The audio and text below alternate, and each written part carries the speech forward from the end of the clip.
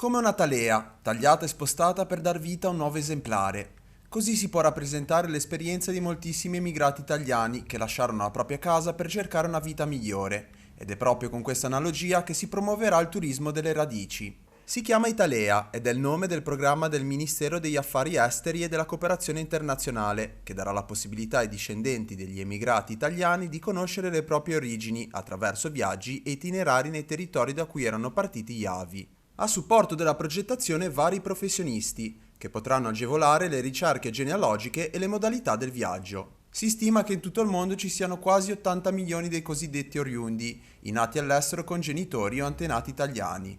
Per loro potrebbe essere un'opportunità per riscoprire una parte di sé e della storia familiare. Il turismo delle radici in realtà è un viaggio, è qualcosa di diverso da un'esperienza turistica normale, è proprio un viaggio per riscoprire se stessi, quindi si torna a conoscere i luoghi dei propri avi, non tanto per la scoperta del luogo, il fine è ritrovare se stessi, quindi è un viaggio per ritrovare se stessi, le proprie origini. Quest'anno in particolare è l'anno del turismo delle radici, c'è una grande iniziativa messa in atto dal MAECI che e il Ministero degli Affari Esteri proprio per organizzare l'accoglienza sul territorio nazionale intorno a questo tema.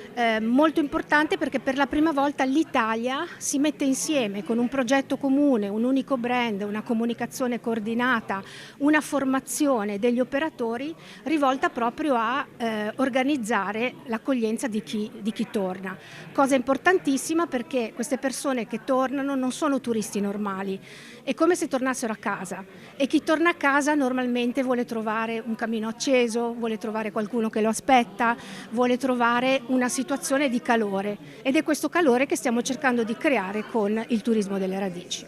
Il progetto però riguarda anche i territori di partenza. Verranno infatti promossi i luoghi e le attività più tradizionali per consolidare le relazioni con i discendenti degli immigrati e saranno proposte iniziative alle comunità locali per riflettere sulla storia e sulle conseguenze dell'emigrazione italiana. Una di queste, a Chiavari, ha riguardato i personaggi del Levante Ligure e il loro esodo. Cercherà di interagire, di creare tutte quelle conoscenze perché è una cosa molto che è stata persa, nel senso che c'è da pensare che diversi borghi, paesi qui nell'entroterra, Val Fontana Buona, che non esistono più, non c'è più traccia.